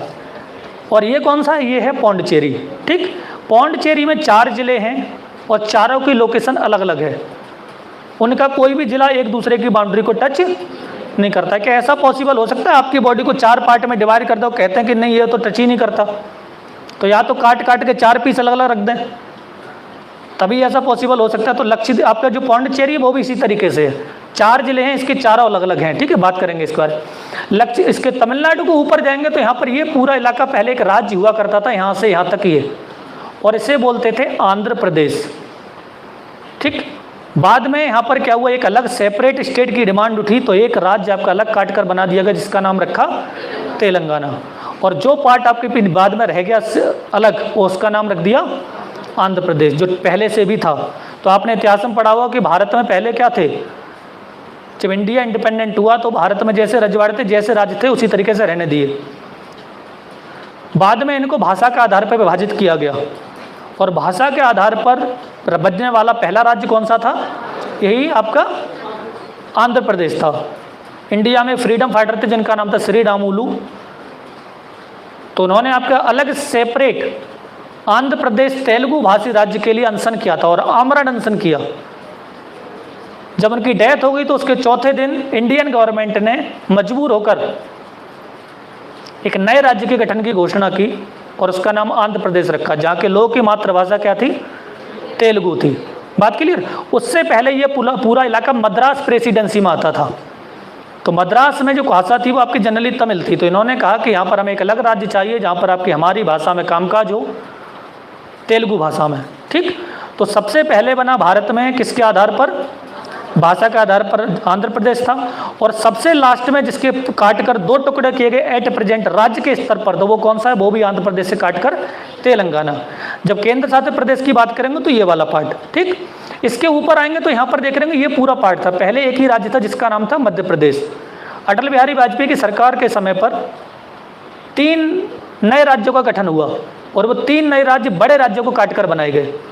ठीक, ये पूरा पार्ट इसको कहते थे मध्य प्रदेश। मध्य प्रदेश से काटकर एक लंबा लंबा से दिख रहा है आपको, ये काटकर अलग किया गया और इसको नाम दिया गया छत्तीसगढ़। ठीक, दूसरा ये वाला पार्ट है, यहाँ से लेकर यहाँ तक इसको बोलते थे बिहार, और बिहार को काटकर एक नया राज्य बना, नीचे की तरफ झारखंड, और उत्तर वाले पार्ट को कह दिया बिहार। ऐसे ही इसको जो उत्तर में है, जिसको बोलते थे आपके शेर की आकृति में था, शेर की डिजाइन में, इसका नाम था उत्तर प्रदेश। इसके मुंड को काटकर क्या बना दिया गया? एक नए राज्य पहाड़ी क्षेत्र को, जिसको बोल दिया गया, पहले उत्तरांचल बोला, बाद में इसका नाम उत्तराखंड कर दिया गया। बात क्लियर? ठीक, इसके अपन डायरेक्शन में देखेंगे, यानी कि आपके ये वाला पार्ट जो छत्तीसगढ़ और झारखंड के, और इधर से आंध्र प्रदेश, इनके बीच में जो राज्य बचा ये कौन सा है? ये है उड़ीसा। ठीक, ये वही उड़ीसा है जहाँ पर आपका कोणार्क में सूर्य मंदिर है। ठीक, इसके बाद ये वाला जो राज्य है जो बांग्लादेश को 2 तरफ से कवर करता है, बहुत हद तक देख रहे होंगे, यहाँ से लेकर यहाँ तक के पूरा ये शुरू होता है, जो आपके आज की डेट में मीडिया में सबसे ज़्यादा पॉपुलर है, वो कौन सा है? पश्चिम बंगाल। अखबार पढ़ते रहोगे तब भी बांग्लादेश, पश्चिम बंगाल के बारे में आधी जानकारी हो जाएगी। आपको डिस्ट्रिक्ट याद हो जाएंगे, आपको एरिया याद हो जाएंगे, आपको कौन कौन से आपके इसके मंडल हैं वो सब याद हो जाएंगे। ठीक है, तो ये कौन सा है? पश्चिम बंगाल। पश्चिम बंगाल क्या है? आपके लगभग 3 तरफ से कवर, आपके 2 तरफ से कवर करता है, और नॉर्दर्न बाउंड्री भी, और पूरी पश्चिमी सीमा किसकी? बांग्लादेश की। ठीक, ऊपर को देख रहे होंगे जो आपका पश्चिम बंगाल है, ये थोड़ा सा पार्ट यहाँ पर टच करता है किसको? नेपाल को। किसको? नेपाल को। सवाल यहीं से ऐसे ही बनते हैं कि हमें लगता है कि पश्चिम बंगाल ये वाला है, ऊपर की तरफ नहीं होगा, लेकिन देख रहे होंगे ये बहुत छोटी सी बाउंड्री टच करता है किसको? नेपाल को। और इस डायरेक्शन में टच करता है किसको? भूटान को। बात क्लियर? और इधर टच करता है किसको? बांग्लादेश को। तो जो पश्चिम बंगाल है वो 3 इंटरनेशनल बाउंड्री बनाता है, अंतर्राष्ट्रीय सीमा बनाता है। बांग्लादेश के साथ भी है, नेपाल के साथ भी है, और भूटान के साथ भी। इसके ऊपर जो देख रहे होंगे छोटा सा लास्ट पार्ट है, ये कौन सा है? ये है सिक्किम। भारत में फर्स्ट ऑर्गेनिक स्टेट है। ऑर्गेनिक मतलब जहाँ पर खेती करने के लिए केमिकल फर्टिलाइजर्स और केमिकल दवाइयों का प्रयोग पूरी तरह मना है।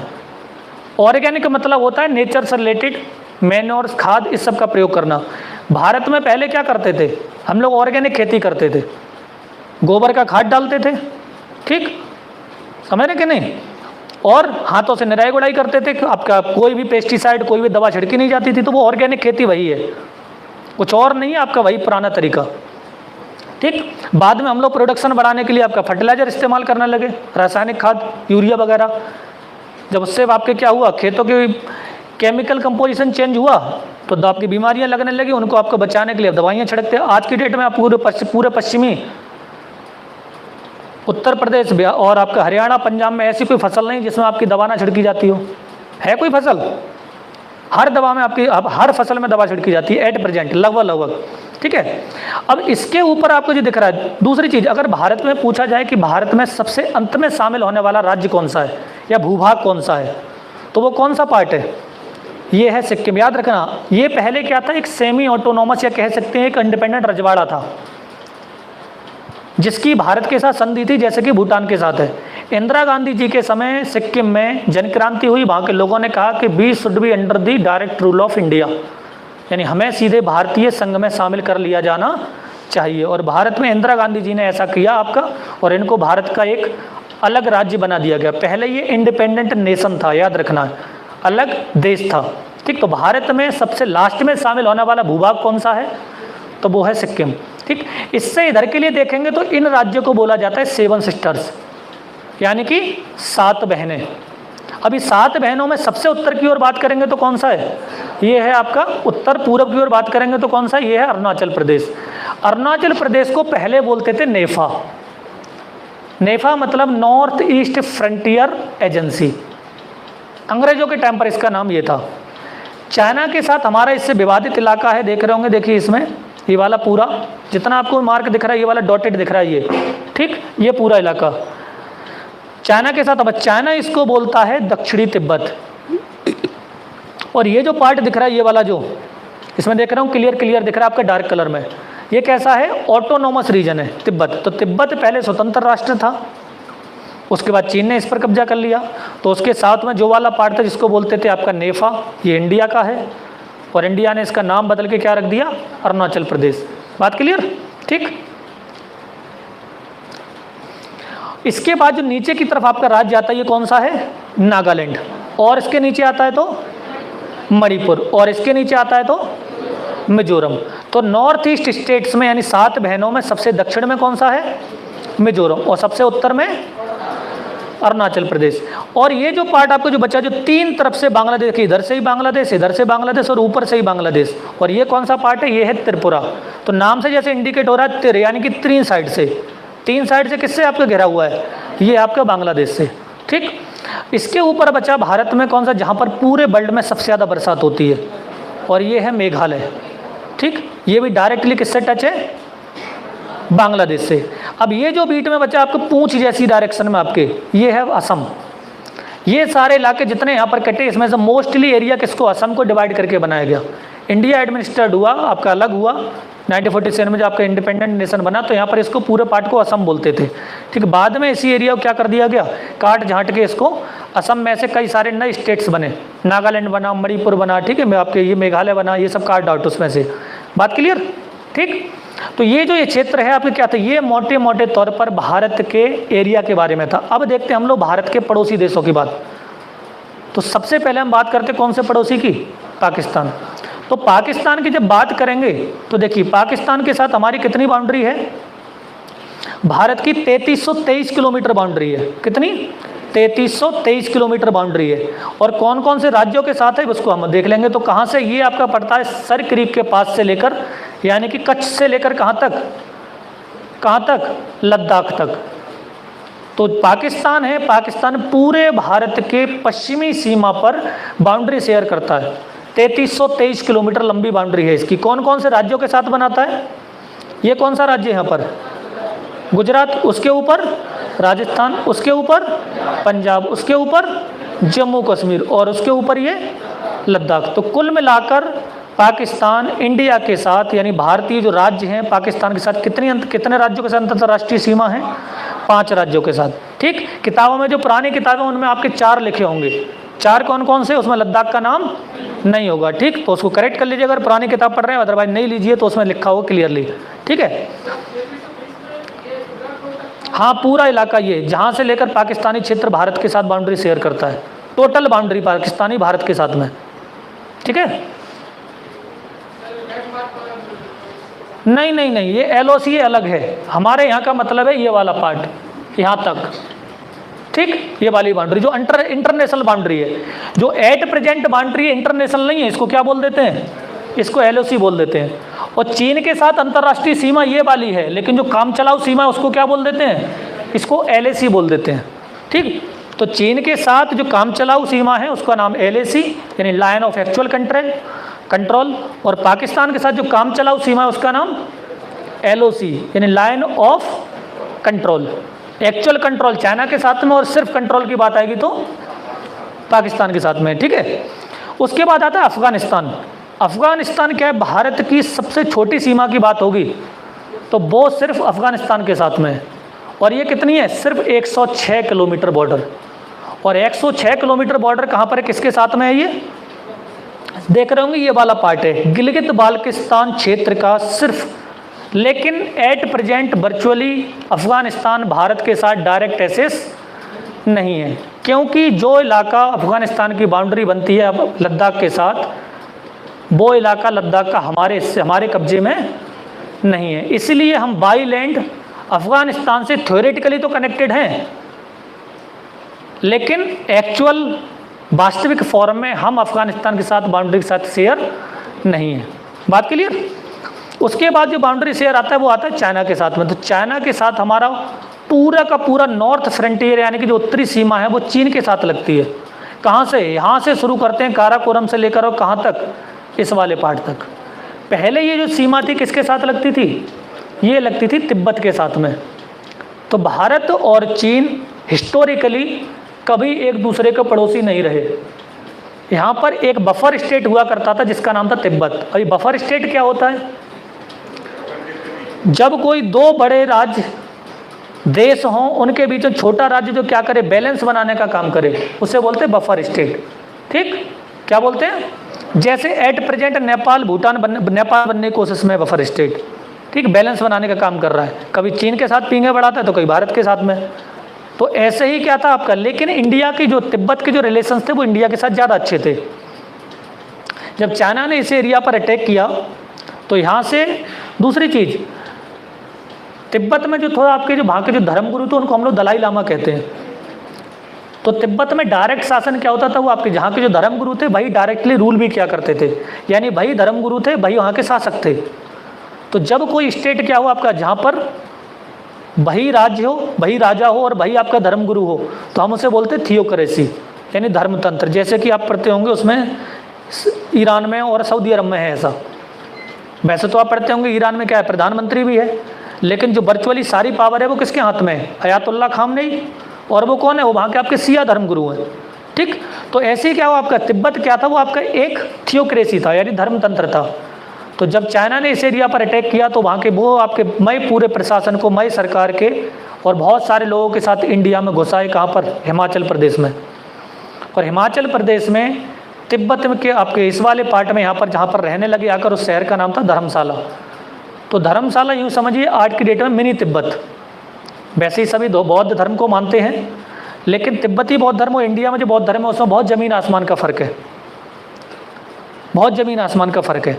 ठीक, तो जो तिब्बत का हिस्सा था वो चाइना ने क्लेम कर लिया। तो इसकी वजह से क्या हुआ आपका, जो भारत का जो पूरी उत्तरी सीमा है आज की डेट में किससे लगती है? चीन के साथ में पूरी की पूरी। और इस सीमा की लंबाई कितनी है? इस सीमा की लंबाई आपकी 3488 किलोमीटर। ठीक, कितनी? 3488 किलोमीटर। बात क्लियर? कहाँ से कहाँ तक? लद्दाख से लेकर अरुणाचल प्रदेश तक। अब कौन कौन से राज्य हैं जो चीन के साथ सीमा साझा करते हैं? तो देख रहे होंगे सबसे पहले कौन सा राज्य है? ये अरुणाचल प्रदेश। उसके बाद यहाँ पर हिमाचल प्रदेश, सॉरी यहाँ पर लद्दाख, और लद्दाख के नीचे हिमाचल प्रदेश। उसके बाद उत्तराखंड। क्या उत्तर प्रदेश की सीमा चीन के साथ है? नहीं है। बिहार की सीमा नहीं है। उसके बाद कौन सा आता है? फिर आता है भूटान, यानी तीसरा राज्य भूटान। उसके बाद सिक्किम, ठीक। उसके बाद अरुणाचल प्रदेश, ठीक। तो भूटान और नेपाल के बीच में, यानी तीसरा जो देश है वो भूटान, वो क्या है आपके जो उत्तरी सीमा पर है तीसरा देश भूटान, वो आपके दोनों तरफ सिक्किम, एक तरफ आपका भूटान, एक तरफ नेपाल, और उसकी ऊपरी सीमा पर कौन सा? चाइना। तो ये तीनों के बीच में जो बफर स्टेट है, इसी को, ऐसी ही जगह को बोलते हैं बफर स्टेट, जो क्या हो तीन तरफ से या दो तरफ से किन्हीं दो बड़ी शक्तियों या महाशक्तियों राज्यों को क्या करता रहे? मैनेज करता रहे, डायरेक्टली लड़ने ना दे, यानी आमने सामने ना होने दे। क्या चीज़? काला पानी वो अलग चीज़ है, ठीक है, अभी बताऊंगा मैं, नेपाल के साथ अभी जिक्र करेंगे, ठीक है। तो देखिए उसके बाद आपका जो चीन है वो क्या करता है? आपका लद्दाख के साथ फिर हिमाचल, फिर उसके बाद उत्तराखंड, देन आपका सिक्किम, उसके बाद अरुणाचल प्रदेश, फिर दूसरा देश आता है वो है नेपाल। तो नेपाल की बाउंड्री किस किस के साथ में लगती है? एक तो यहाँ पर कौन सा राज्य होगा? ये होगा यूके, उसके बाद उत्तर प्रदेश, उसके बाद बिहार, उसके बाद पश्चिम बंगाल के साथ अभी हमने देखी तो कि थोड़ी सी बाउंड्री है उसके साथ, देखी ये वाली, और उसके बाद सिक्किम। अब देखिए यहाँ पर एक जगह दिख रही होगी आपको, ये वाला पार्ट, ये कौन सा? एक आपको याद होगा लिपुलेख, याद होगा, याद है कि नहीं? लिपुलेख एक दर्रा है। भारत में कई सारे दर्रे हैं जो आपके हिमालय में पाए जाते हैं। दर्रे क्या होते हैं? जहाँ पहाड़ थोड़े नीचे होते हैं, जैसे पहाड़ आपके काफ़ी ऊंचाई में रहते हैं, अब जहाँ दो पहाड़ मिलते हैं तो आपके नीचे इलाका बन जाता है ऐसे खाई से। उस खाई से जब आने जाने का रास्ता आपका तैयार कर लें तो उसे दर्रा कहते हैं, यानी कि पास कहते हैं। तो ऐसे यहाँ पर कई सारे पासेस हैं, जैसे आपने पढ़े होंगे जोजिला, ठीक, मानक, माना, ऐसे एक लिपुलेख है। लिपुलेख ये वाला इलाका पड़ता है यहाँ पर, इस कोने में बिल्कुल, ये ट्राई जंक्शन पर। ट्राई जंक्शन मतलब जहाँ पर आपका चीन, भारत और नेपाल तीनों मिलते हैं। एक नदी है यहाँ पर जिसका नाम है काली नदी या महाकाली नदी। जब सुगौली की संधि हुई, कौन सी संधि? सुगौली की संधि हुई थी ब्रिटिश इंडिया और नेपाल के मध्य। तो वहाँ पर यह प्रावधान था कि काली नदी के उत्तर की सीमा सारी नेपाल में होगी और दक्षिण के जो भूभाग होंगे वो ब्रिटिश भारत में शामिल किए जाएंगे। अब ये जो नदी निकलती है, भारत का मानना है कि ये निकलती है यहाँ से, जैसे ये बाउंड्री दिख रही है, लेकिन नेपाल का कहना है कि ये नदी निकलती इधर से, यानी थोड़ी सी तिरछी जगह से। अभी थोड़ी सी तिरछी जगह कौन सी है? देखिए ये वाला पार्ट, नेपाल का कहना है वो आपके, देखिए ये निकलती यहाँ से, जहाँ से आपका डिस्प्यूटेड पार्ट दिख रहा है इस तरीके से, ये तो तिकोना सा हिस्सा बचाइए। तो ये जो तिकोना सा जो एरिया है, इसी एरिया को लेकर विवाद है। और यहाँ पर तीन चीज़ आपकी मेंशनेबल हैं। जो सबसे दर्रा है उसका नाम लिपुलेख, इधर की ओर जाएंगे तो लिम्पियाधुरा, और एक काला पानी। काला पानी सजा नहीं, हाँ याद रखना, वो काला पानी सजा तो यहाँ पर देते थे, इधर आपके अंडमान निकोबार में जाकर। तो यहाँ पर ये तीन प्रमुख शहरें या लोकेशंस हैं जिनके साथ नेपाल और भारत के बीच में लड़ाई चल रही है, ठीक है। बाकी इसके बारे में क्या, जब भारत के मतलब स्पेशली पढ़ेंगे तब। तो देखिए ये वाला पार्ट, तो नेपाल क्या करता है? आपके चार राज्यों के साथ इसकी बाउंड्री है, चार या पांच। पांचवा कौन सा? छोटी सी बाउंड्री, पश्चिम बंगाल और सिक्किम। उसके बाद आता है भूटान। भूटान भी किससे कवर्ड है? भूटान भी तीन तरफ से आपके भारत से लगभग आपके कवर्ड है। कौन कौन सा? एक छोटी सी बहुत कम बाउंड्री आपकी बनती है यहाँ पर, जिसका नाम है सिक्किम के साथ में, और कुछ पार्ट पश्चिम बंगाल, और बाकी हिस्सा असम, और सबसे इसके पूर्वी हिस्से में अरुणाचल प्रदेश। अब यहाँ पर एक आप चौंची देख रहे होंगे, ये वाला पार्ट देख रहे हैं, ये यहाँ पर भारत और चीन के बीच सदियों बाद सबसे बड़ा स्टैंड ऑफ यहीं पर हुआ था।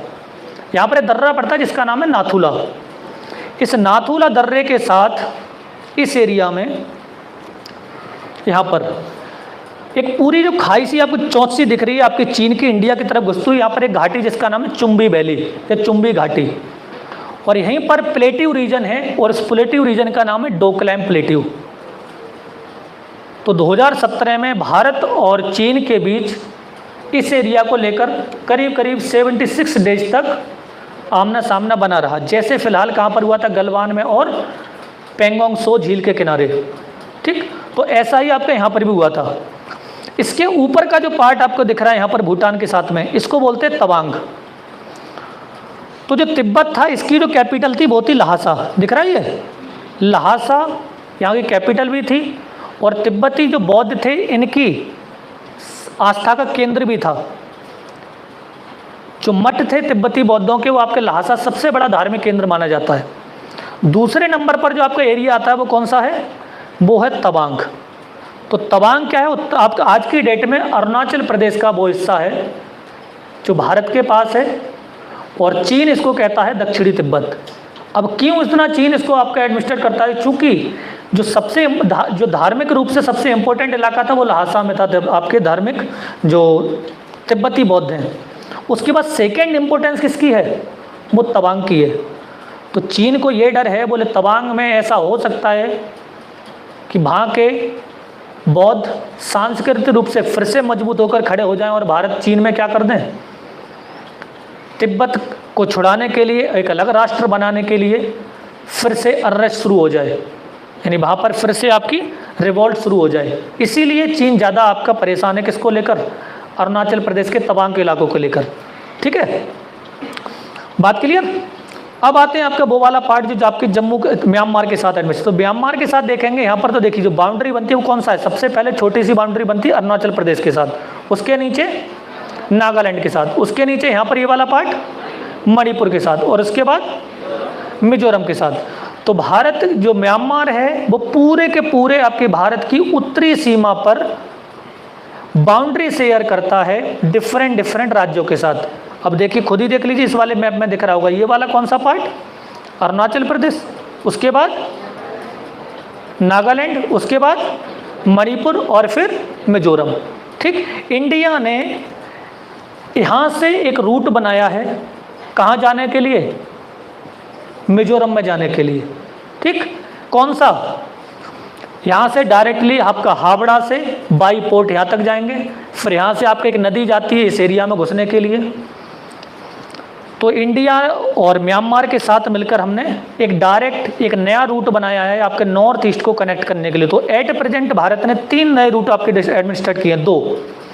एक तो यहाँ से कौन सा पड़ता है, यहाँ पड़ता है आपके बांग्लादेश में चटगांव, चटगांव से घुसेंगे सीधे कहाँ पर,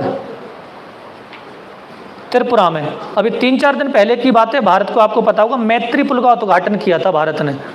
तो वो कहाँ था, वो इसी एरिया में था, बांग्लादेश और त्रिपुरा को कनेक्ट करने वाले रूट पर। ठीक, इससे पहले 1-1.5 महीने पहले इसका उद्घाटन हुआ था, इस वाले रूट का, जहाँ पर मैं आपको ये मार्क लगा रहा हूँ। ठीक, इस वाले, इसका नाम है सितवे। तो सितवे से यहाँ से डायरेक्टली कनेक्ट किया एक रोड, जो भारत को आपका यहाँ से किसी भी पार्ट को म्यांमार जाएंगे इस वाले पोर्ट पर, और यहाँ से डायरेक्टली कहाँ पहुँचा देगा, भारत के नॉर्थ ईस्ट के मिजोरम वाले राज्य में। ठीक, तो ये डायरेक्ट कनेक्शन बिठा लेगा भारत का नॉर्थ ईस्ट के साथ, क्योंकि इससे पहले नॉर्थ ईस्ट में जाने के लिए भारत के पास ये पतला सा रास्ता है, और इस पतले के रास्ते को बोलते हैं सिलीगुड़ी कॉरिडोर। ये विवाद में रहा था आपका सरजील इमाम की वजह से, आपने पढ़ा होगा अखबारों में। ठीक, उसने इसी एरिया को काटने की बात की थी, और चीन का भी यही मनसा थी यहाँ पर आने की। बोले यहाँ पर हम जमघट लगा लेंगे, अपने एडमिनिस्ट्रेशन कर लेंगे, तो इंडिया से कभी लड़ाई हुई तो यहाँ से पूरा इस इलाके को हम बंद कर देंगे। बंद करने का मतलब है कि इस वाले पार्ट तक इंडिया का डायरेक्ट एक्सेस नहीं होगा, ना सेना पहुँच पाएगी ना रसद पहुँच पाएगी। तो इस एरिया को हम लोग क्या कर लेंगे, इसको हड़प सकते हैं। बात समझ रहे हैं कि नहीं। ठीक, ये इलाका बहुत पतली सी आपका इलाका ये, और इसको बोलते हैं चिकन स्नेक, यानी मुर्गी की गर्दन वाला इलाका। ठीक, सिलीगुड़ी कॉरिडोर भी इसको कहते हैं, बहुत ही पतला सा रास्ता है। इसीलिए इंडिया ने क्या किया, बोले एडवर्स कंडीशन, यानी जो बुरा समय है वो कभी आपको कहकर नहीं आता, तो बोले कभी ऐसी कंडीशन बने, इसलिए क्या करे, बोले नॉर्थ ईस्ट को पहुंचने का अल्टरनेटिव रूट होने चाहिए। तो उसने कहाँ से बना, एक तो बांग्लादेश के थ्रू और दूसरा म्यांमार के रास्ते के थ्रू। ठीक, तो ये वाला जो पार्ट है। उसके बाद आते हैं बांग्लादेश के साथ। बांग्लादेश के साथ इंडिया की सबसे बड़ी अंतर्राष्ट्रीय सीमा बनती है, और ये कितनी बड़ी है, ये है आपकी 4096 किलोमीटर। ठीक, याद रखना। इससे पहले इससे बड़ी कौन सी थी, वो थी आपकी चाइना के साथ कितनी, 3488 किलोमीटर। तो बांग्लादेश के साथ भारत की सबसे लंबी सीमा है, और बांग्लादेश में भी भारत के किस राज्य के साथ सबसे लंबी है, तो वो है आपका पश्चिम बंगाल। देख रहे होंगे आपके नॉर्थ साइड से भी और पश्चिमी साइड से भी टोटली बांग्लादेश, आपका पश्चिम बंगाल दोनों मिले हुए हैं। इसके बाद एक छोटा सा इलाका ये कौन सा, ये है आपका असम का। फिर सीमा साझा किसकी होती है, मेघालय की, उसके नीचे त्रिपुरा की। ये जो छोटा सा पार्ट दिख रहा है, ये वाली बाउंड्री किसकी है, ये है आपकी असम और बांग्लादेश की। देख रहे होंगे ये पूरा पार्ट ही असम है त्रिकोणीय से आकार में, ठीक। उसके नीचे मिजोरम। तो कुल मिलाकर बांग्लादेश और भारत के कितने राज्यों के साथ सीमा साझा है, कितने, 4 या 5? अच्छा, ठीक। कौन कौन सा, सबसे ज़्यादा बांग्लादेश, ठीक। पश्चिम उत्तर में दोनों तरफ कौन सा, बांग्लादेश के साथ पश्चिम बंगाल, यानी एक राज्य हो गया पश्चिम बंगाल। उसके बाद असम, असम 2 जगह टच करता है, एक यहाँ पर त्रिपुरा मेघालय के बीच में और एक पश्चिम बंगाल और मेघालय के बीच में, ठीक। दूसरा आपका, तीसरा आपका मेघालय, उसके बाद त्रिपुरा, उसके बाद मिजोरम। बात क्लियर? तो ये कंट्री हैं जिनके साथ भारत की सीधे स्थलीय सीमा है। कितने कंट्री हैं ये? तो हमारे कितने पड़ोसी हुए स्थलीय सीमा पर, कितने हुए? 7 हमारे स्थलीय सीमा पर पड़ोसी देश हैं और 2 हमारे जलीय पड़ोसी देश हैं। कौन कौन से? श्रीलंका और मालदीव। सबसे छोटे जिसके साथ हमारी सबसे छोटी अंतर्राष्ट्रीय सीमा है वो कौन सा है? अफगानिस्तान। और सबसे बड़ी अंतर्राष्ट्रीय सीमा बांग्लादेश। और भारत की सबसे बड़ी अंतर्राष्ट्रीय सीमा वाला राज्य पश्चिम बंगाल, किसके साथ? बांग्लादेश के साथ। बात क्लियर? ठीक। तो ये था किसके बारे में, इंडिया के बारे में थोड़ा ओवरव्यू। ठीक। पॉपुलेशन की अगर बात करें तो भारत एरिया में तो हमने बताया कि 7वें पोजीशन पर था पूरे वर्ल्ड वाइड, और पॉपुलेशन में सेकंड। ठीक। और अगर हमारे ही क्या हुआ, ऐसे ही हम लोग मेहनत करते रहे तो बहुत जल्दी किस पोजीशन पर होंगे? फर्स्ट पोजीशन पर होंगे। 2021 में नहीं कर पाए तो 2031 में तो 100% हमारे कोई रोकने वाला नहीं है। ठीक है, बात क्लियर? ठीक है, चलिए, मतलब टाइम हो गया। हाँ, हरकतों से लग रहा है तुम्हारी। ठीक है, ताली नहीं, घर जाके पढ़ के आना है। ठीक है, जितनी मेहनत यहाँ कर रहा है खूर रगड़ने में, उसने एटलस में रगड़ो। ठीक है, चलिए।